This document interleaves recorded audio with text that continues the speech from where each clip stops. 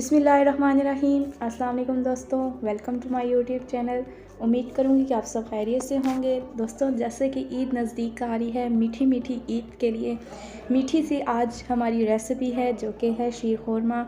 बहुत ही मज़ेदार बनता है, बहुत ही थोड़ी सी चीज़ों के साथ स्वीट सी डिश हमारी ईद की तैयार हो जाती है।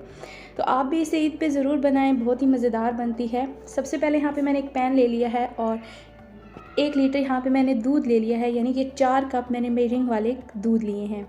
उसके अंदर 2 सब्ज़ इलायचियाँ डाल दी हैं और अब हम इसे बॉयल आने देंगे। अच्छे तरीके से बॉयल आने के बाद दूसरी साइड पर हम एक पैन ले लेंगे। उसके अंदर 1 टेबलस्पून ऑयल लिया है। मैंने कुकिंग ऑयल लिया है, आप यहाँ पे देसी घी इस्तेमाल कर सकते हैं। मुझे देसी घी पसंद नहीं, इसलिए मैंने सिर्फ कुकिंग ऑयल ऐड किया है। और यहाँ पे मेरे पास हाफ़ कप सेवइयाँ हैं, जिन्हें मैंने नेशनल का पैकेट था सेवइयों का, और इनको मैंने तोड़ के डाला है। आपने बिल्कुल साबुत नहीं डाल देनी, इसी तरह तोड़ के डालनी है। हाफ़ कप मैंने लिया है, ज़्यादा नहीं लेनी, फिर ये बहुत ज़्यादा सेवइयाँ ही हो जाती हैं। दूसरी साइड पे हमने दूध बॉयल आने दिया है और यहाँ पर अब हम ऐड करेंगे ड्राई मिल्क। कंडेंस मिल्क की कोई ज़रूरत नहीं है आपको कि आप कंडेंस मिल्क डालेंगे तभी आपका ये स्वीट डिश मज़ेदार बनेगी। आप ड्राई मिल्क डालें और फिर देखें कितने मज़ेदार बनती है। हाफ़ कप मैंने ड्राई मिल्क लिया है, किसी भी ब्रांड का आप ऐड कर सकते हैं। उसके बाद यहाँ पर हम 2 से 3 मिनट इसको अच्छे तरीके से भून लेंगे। हमने जलने नहीं देना सेवइयों को, हल्की आंच पर हम एक साइड पे सेवइयाँ भून रहे हैं और दूसरी साइड में मैंने यहाँ पर दूध रखा हुआ है। 2 से 3 मिनट मैंने भूननी है। जब इनका कलर चेंज हुआ तो मैंने दूध के अंदर ऐड कर दी हैं। साथ ही हम दूध में ऐड करेंगे और साथ ही हम इसको मिक्स कर लेंगे। मज़ीद इसे हम 5 से 10 मिनट पका लेंगे। अच्छे तरीके से हमने दूध को घना करना है, यानी 1 लीटर मेरे पास दूध था और अब यहाँ पर मेरे पास 3 पाव दूध रह गया है।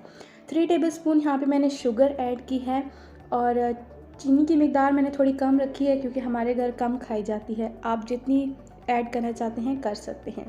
उसके बाद यहाँ पे मेरे पास ड्राई डेट्स हैं, उनकी मैंने लंबी कटिंग कर ली थी, वो ऐड की हैं। 4 से 5 थी, इनको मैंने भिगो के रख दिया था सारे नट्स को। आप भी इसी तरीके से कीजिएगा। उसके बाद यहाँ पे मेरे पास नारियल है खुश्क, उसके भी मैंने छोटे छोटे पीस कट कर लिए थे। तकरीबन 7 से 8 पीस लिए हैं। बादाम मैंने ऐड की हैं, 7 से 8 दाने कट किए हुए। खुश्क मेवा सोगी जिसे हम कहते हैं वो ऐड की है और उसके बाद मैंने यहाँ पर पिस्ता ऐड किया। पिस्ता और मैंने खुश्क मेवा लास्ट पे ऐड किया है, ये नरम होता है और बाकी जो सख्त चीज़ें होती हैं वो हमने पहले ऐड की हैं।